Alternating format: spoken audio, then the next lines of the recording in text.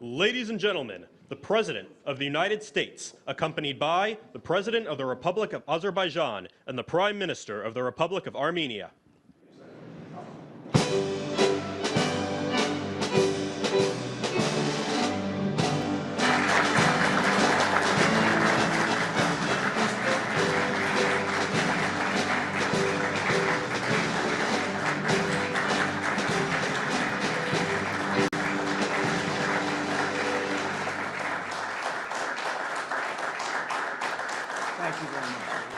Thank you very much.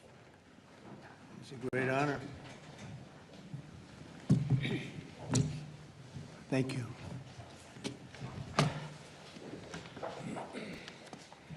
It's a long time, 35 years. They fought, and now they're friends, and they're going to be friends for a long time.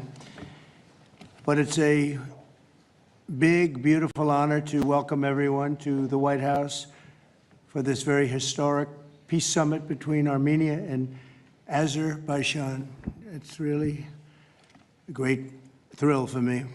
I love seeing good people get together, and that's what you have. You have two great leaders. I want to congratulate these two visionary people, Prime Minister Pashinyan and President Aliyev, for coming to Washington to sign this momentous joint declaration. It's a tremendously important document, and it's been a long time in coming. They were explaining before that so many times they thought they could get there. It never happened, just never happened. I also want to thank Secretary of State Marco Rubio, Special Envoy Steve Witkoff, and their teams at the State Department. And I see that we have Chris Wright outside and Senator Steve Daines sitting right here. Thank you, Chris. Thank you very much. And Steve, thank you very much. And we have some other wonderful dignitaries, including the dignitaries from your country. But they provided tremendous diplomatic assistance. And Marco, congratulations. It's a big thing. Keep going. He got many jobs. And then, of course, you would say Steve was quite influential. I call him Henry Kissinger, who doesn't leak.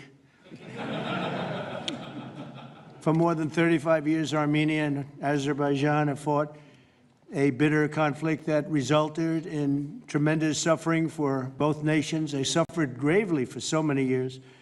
Many tried to find a resolution, including the European Union. The Russians worked very hard on it, never happened.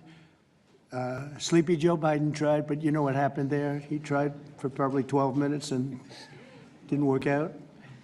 And many other countries tried, and they were unsuccessful. But with this accord, we've finally succeeded in making peace, and we just left the Oval Office where we signed voluminous documents and very important elements to the agreement.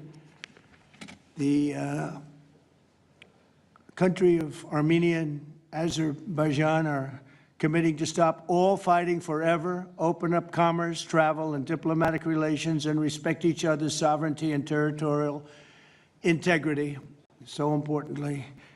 And I just spent a lot of time with these two men. I think they're going to have a great relationship. You want to know the truth? They didn't see each other that much, but they probably will. I think they're going to have. I think you two are going to have a great relationship. I have no doubt. And if you don't, call me and I'll straighten it out. Okay. Very importantly, we have also resolved the key issue that foiled previous negotiations. This declaration establishes what they are calling a great honor for me. I didn't ask for this. The Trump route for international peace and prosperity, which is a special transit area that will allow Azerbaijan to get full access to its territory of Nakhchivan, while fully respecting Armenia's sovereignty. So they're going to be able to really live and work together, and it's amazing. So that's a very important territory, I guess, very special territory to you, and now they work together. Armenia is also creating an exclusive partnership with the United States to develop this corridor, which could extend for up to 99 years. And then they promise in 99 years they'll extend it, right? You'll promise. But we anticipate significant infrastructure development by American companies. They're very anxious to go in to these two countries, and they're going to spend a lot of money, which will economically benefit all three of our nations. This is incredibly positive news for the future of the entire region, and it's a very important region, as you know. Additionally, the U.S. is signing a bilateral agreement with both countries to expand cooperation in energy, trade, and technology, including AI. And in terms of energy, Chris is here representing our country, and there's nobody better than Chris Wright. And Chris, I understand it's very fertile. It's a very fertile area. So I appreciate everything you've done. You've done amazingly well. We've got the gasoline prices coming way down from where they were, and it's really been something to watch. We are drilling like we haven't drilled in many years, I guess I could say ever before, and we just started. We're also lifting restrictions on defense cooperation between Azerbaijan and the United States of America. The president, that's a big deal. Is that important to you? I think so. That was pretty good. They're very happy about that. So am I. As president, my highest aspiration is to bring peace and stability to the world. Today's signing follows our success with India and Pakistan. They were going at it. They were going at it big, and they were two great leaders that came together just prior to what would have been a tremendous conflict, as you know, a nuclear conflict probably. Also the Congo and Rwanda. Now that was one which was going on for 31 years. You have them beat. 35 years you had them beat.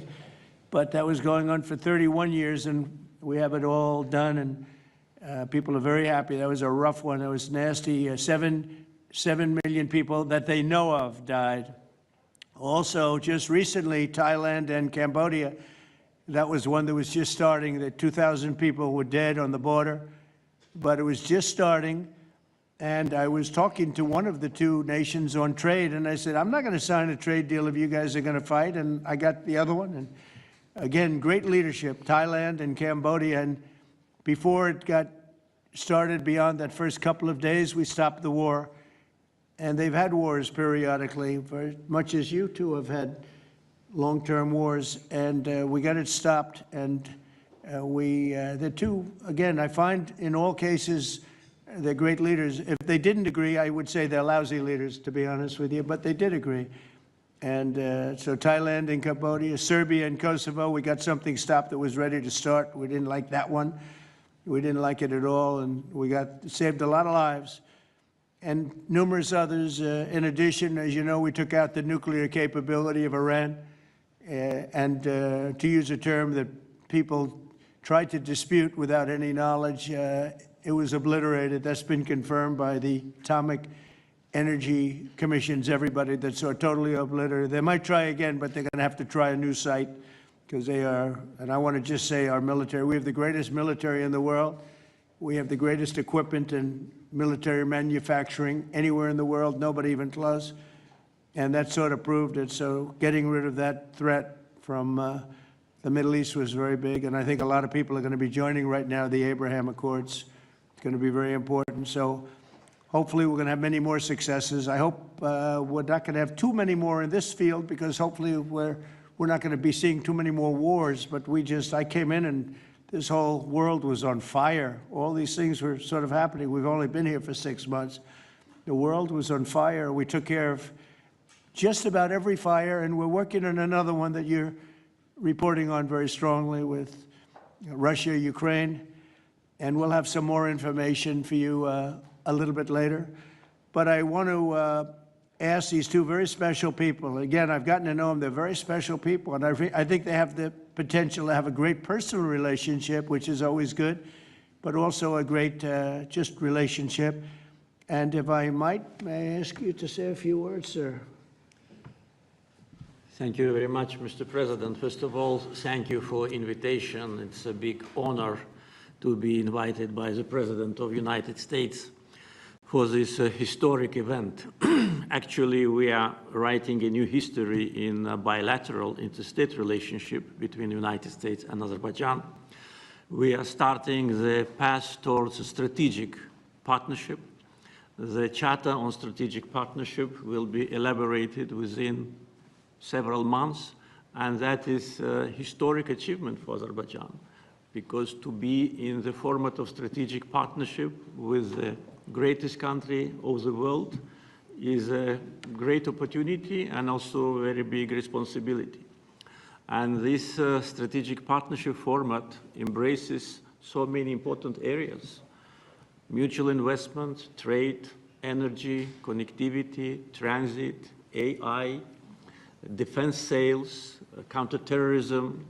So all these areas where we had and hopefully will have very active cooperation in the future. So it opens a lot of opportunities for Azerbaijan to continue its path of development, to diversify its economy, to keep unemployment low as it is today, and to look to the future with great optimism. Also, I'm very grateful to Mr. President that he today lifted the restrictions which have been imposed on Azerbaijan back in 1992, just only 1 year after Azerbaijan restored its independence. These restrictions have been imposed on us. So after 33 years, these restrictions have been lifted just today. So really, it's a day which will be remembered by the people of Azerbaijan with a feeling of pride and gratitude to President Trump for his attitude to Azerbaijan, for his vision, for not only for our region. We were exchanging views today, and I said that within several months he managed to put an end to conflicts in Asia, in Africa, and now in Southern Caucasus. What we could not achieve for more than 30 years. We had to sacrifice lives. We had to fight two very bad wars with a lot of casualties.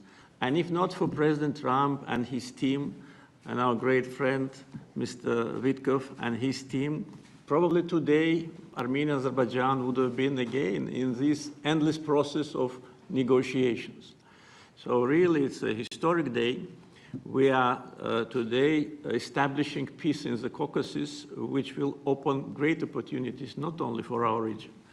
And as President Trump correctly mentioned, the Trump route for international peace and prosperity, which will create new connectivity lines, which will lift the walls, and which will create connectivity opportunities for so many countries, with investments, with prosperity, with stability.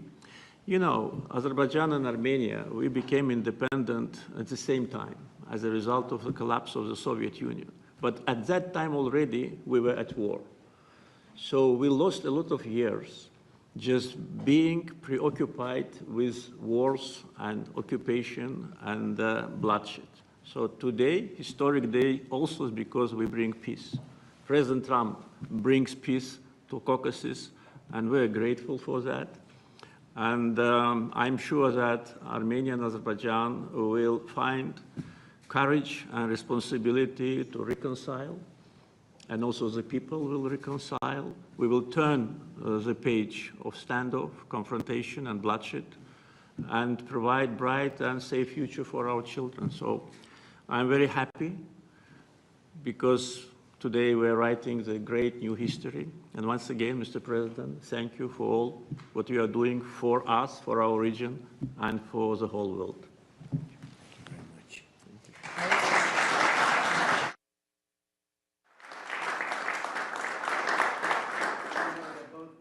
Great leaders. How long have you been in the leadership position? 22 years. 22 years. Yeah. That's pretty good. That means he's tough and smart. And it's an amazing part of the world. Congratulations. Thank What you. a great honor to be involved. Thank you. Thank you very much. Please. Thank you, Mr. President, ladies and gentlemen. Today we have reached a significant milestone in Armenia-Azerbaijani relations. We're laying a foundation to write a better story than the one we had in the past. This breakthrough would be simply not have been possible without President Trump's personal engagement and his resolute commitment to peace in our region. The initiating of peace agreement will pave the way to end the decades of conflict between our countries and open a new era based on the full respect for the sovereignty and territorial integrity of each other. Today's declarations, which President Trump personally will sign as well as witness, gives confidence and assurance that we are opening a chapter of peace, prosperity, security, and economic cooperation in the South Caucasus. In this context, allow me to highlight the agreement on opening transport communications in the region based on the principles of sovereignty, territorial integrity, and jurisdiction. I'm particularly thrilled that together with the US, Armenia will work to bring to life the TRIP, Trump Road for Peace and Prosperity, a connectivity project that will unlock the entire region. TRIP will unlock strategic economic opportunities that will create long-term benefits. It will promote infrastructure investment, enhance regional connectivity, and strengthen U.S. leadership as a champion of conflict resolution. I want to thank President Trump and his team for brokering this game-changing outcome between Armenia and Azerbaijan. This is a great deal we've achieved today. This is a success for our countries and for our region, and a success for the world, because a more peaceful region means a safer world. This is peace through strength in a neutral. Mr. President, today's great achievement is yet another testimony to your global leadership and your legacy as a statesman and a peacemaker on the world stage. Bringing peace required vision, political courage, and determination. But what is most important is that it requires faith in the cause. As it is said in the Holy Bible, blessed are the peacemakers, for they will be called children of God. May God enlighten this way. Thank you, and my congratulations to all of us, President Aliyev, to you, to all of us, colleagues from Azerbaijan, Armenia, United States, and all the people of our region, all the people of our countries, and my congratulations to the world, because, as I said, it will definitely make the world a better place. Thank you.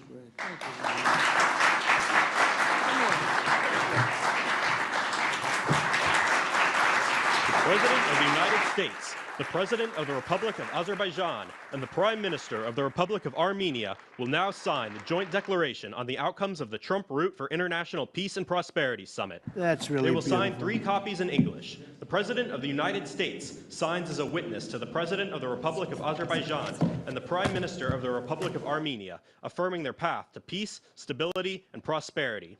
We kindly ask that all guests remain seated for the signing of the documents.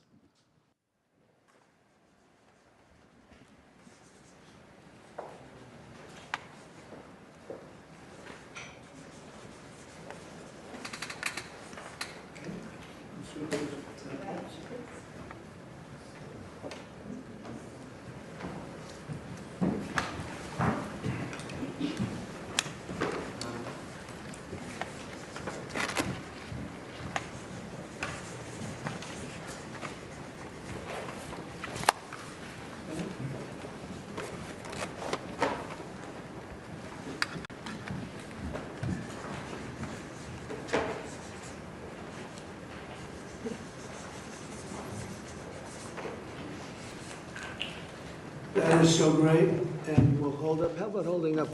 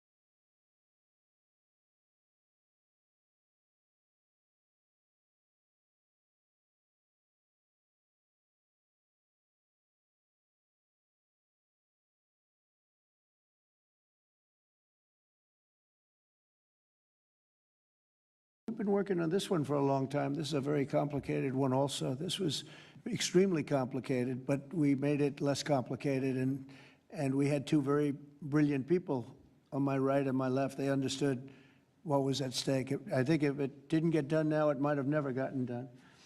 So this is the same, very similar with Ukraine. It became more and more complicated as time went on. It was simple at the beginning. It wasn't going to happen, but it became more and more complicated. But I think we're getting close. Yes, ma'am.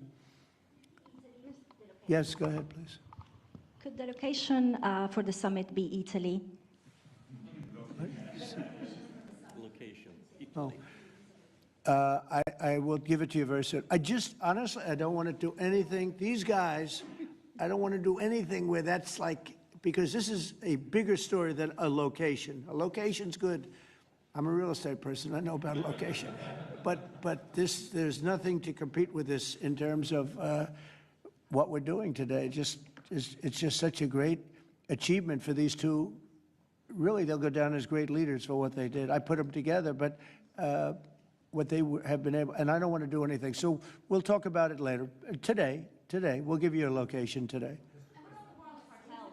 You were talking about sending military forces to fight against the drug cartels in Latin America.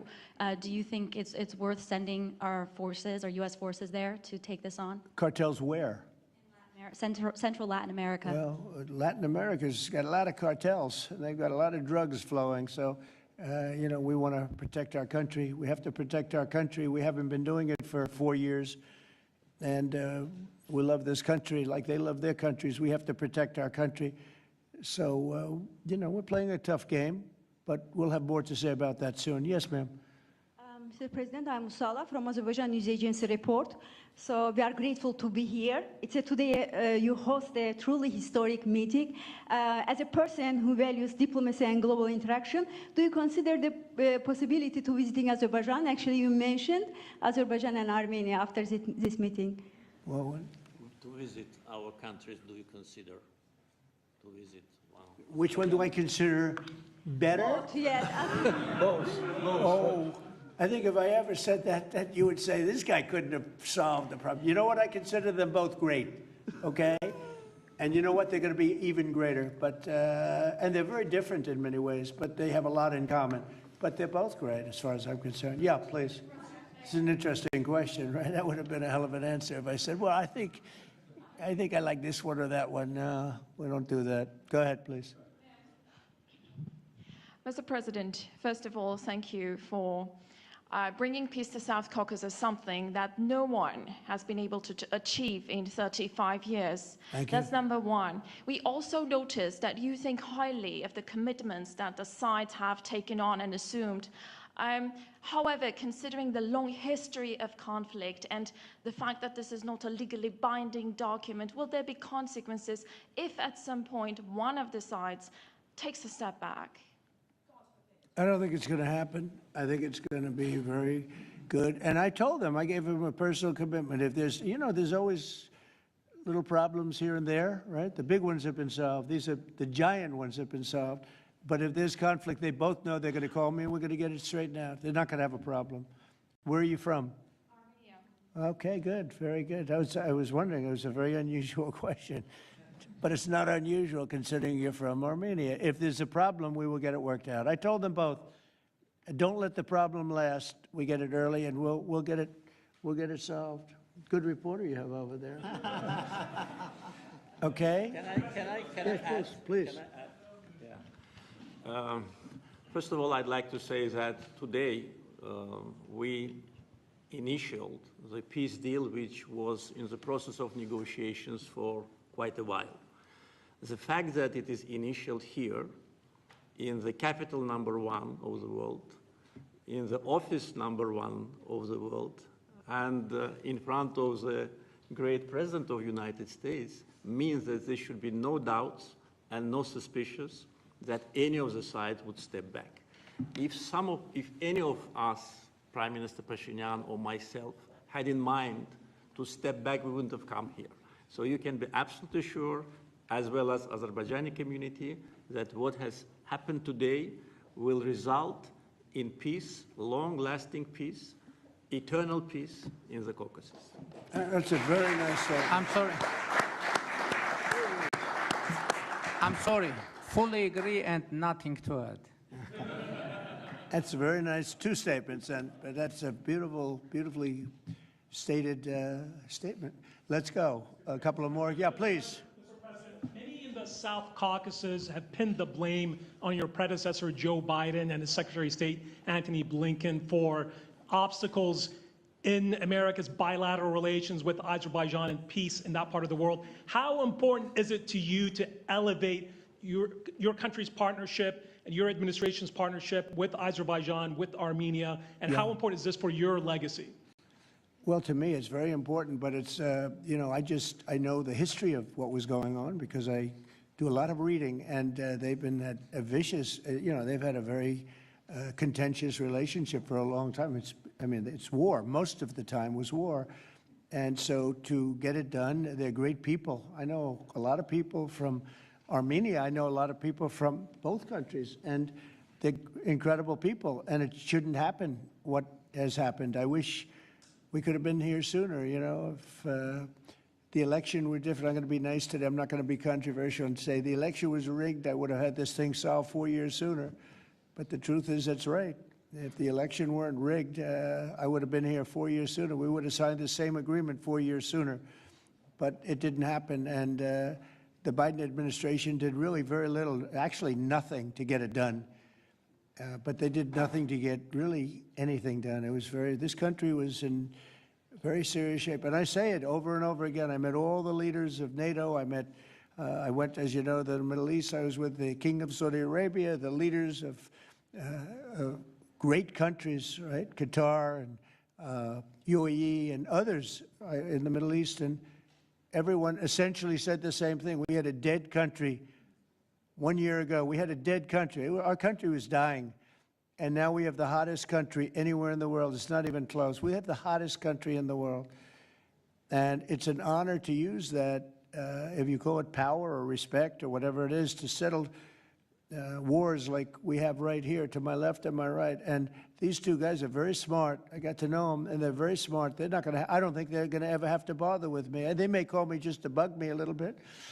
Let me put them to a test, and they'll call because they like to call me. But they're not going to have any problem. We have a very comprehensive agreement. It's a peace agreement. And this isn't ceasefire. This isn't we'll hold off. This is a peace agreement. And they're going to end up doing a lot of business with each other. They're going to do a lot of business with the United States. And I'm going to always remember, at least during the time that I'm here, I'm going to remember how smart they were, how good they were. And when it comes to trade and other things, we're going to always go 100% out. We'll go out of our way to make sure it comes out good for them. They did an amazingly good thing and a very brave thing. It's a very complicated part of the world they come from, very tough part of the world. It's a tough, but smart part of the world. Smart, tough people, and great wealth, great energy wealth. I was talking to Chris, and you were saying, in terms of wealth, it's enormous wealth. But wealth doesn't often solve problems. It takes other things. But they're amazing, two amazing leaders, and it's an honor to be associated with them. How about we'll do one more, please? Thank you, Mr. President. Your gut instincts have always done well in terms of business and in terms of politics. What does your gut tell you as it relates to the possibility of an event like this in the next few weeks, the next few months, in which you have President Putin on one side and President Zelensky on your other side? I think my instinct really tells me that we have a shot at it, okay? And you'll find that out later on, and maybe even today, but we have a shot at it. Look, it's got to be solved. We're not losing people. A lot of people say, why are you bothering?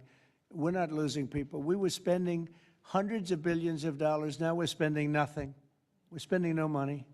I guess we're making money because, we're great. We have the best military equipment in the world. We're selling it to NATO. But you're losing thousands of people a week. Russians and Ukrainians mostly soldiers, but, missiles are lobbed into cities and towns, Kiev, lots of places. You've been reading the same stories that I've been reading. And we got to get it solved.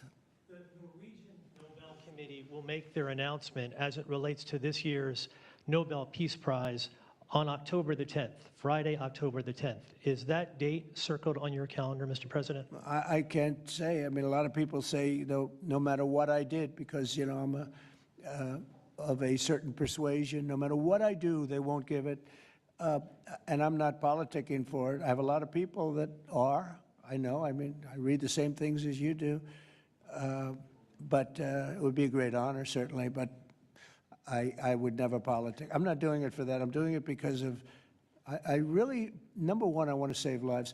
That's why I'm involved so much with Ukraine and Russia. It's saving lives of Russians and Ukrainians. It's not American lives. Now, I would say this, that war could have escalated in something much better. That could have been a world war. I think if we didn't come, Ukraine-Russia would have ended up being a world war. And I stopped that. That stopped. Now, the only question is, when is it going to be settled? And it could be very soon, but when is it going to be? But that would have been a world war. If I didn't come along with a very talented group of people sitting largely right here, but there are others not in the room that are very talented, I think Russia, Ukraine would have had a very, very high degree, I think even probably would have ended up being in a world war. I don't think people talk about that now because they don't see it anymore, but we've brought it down a long way. But that was getting to a point. When I first came in, I said, wow, this thing is really bad. And it could have escalated to a level that you people would have been very unhappy with. Yeah. Your predecessor, Mr. President, President Ronald Reagan, had a phrase as it relates to dealing with the then Soviet Union and also Mikhail Gorbachev. The phrase was trust but verify. Do you subscribe to that same view as it relates to Mr. Putin and Russia? Well, I do, relating to everybody. I mean, not just President Putin, but also people and leaders that I deal with. Look, I'm dealing with trade. And some of the worst deals we made, some of the worst trade deals we have, I talk about friend and foe, right? Friend and foe, two interesting words. Some of our worst trade deals were not with the foe, they were with the friends. Our friends were just killing us on trade. Not anymore, not anymore. We're taking in trillions of dollars and we're respected. And we're settling, through trade, even a little bit here, less here than on some, but through trade, I got things settled. With India, Pakistan, I think it was trade more than any other reason. That's how I got involved. I said, I don't want to be dealing with countries that are trying to blow up themselves and maybe the world. They're nuclear nations. That was a big one. Getting that one settled, I think you'd agree. That was a big one. And they were going at it. They were shooting airplanes out of the sky. 5 or 6 planes got shot down in their last little skirmish, and then it was going to escalate from there. And that could have gotten to be very, very bad. Now, I want to save a lot of lives. I love saving lives. That's what it's about. And, when you save lives, you really end up having a peaceful world. Usually that ends up pretty well. I want to thank everybody, but in particular these two great leaders for having the courage to do what they did today, and they're going to go down in the history books. And it's a great honor to be involved. Thank you very much.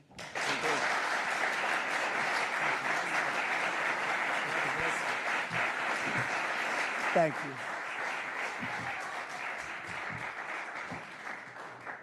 Thank you.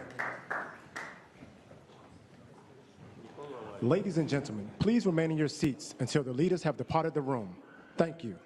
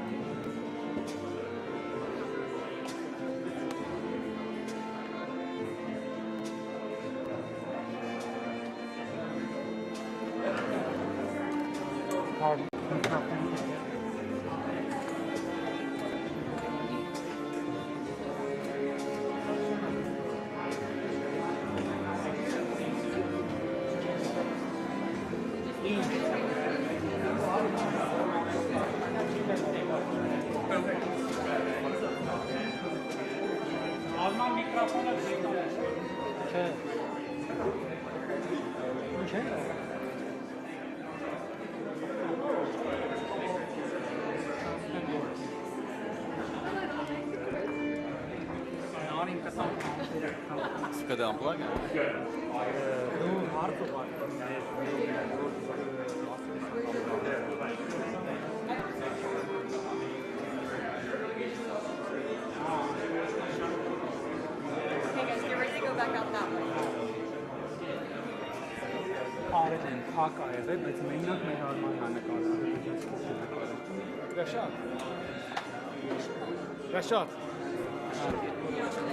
Rəşad hanı?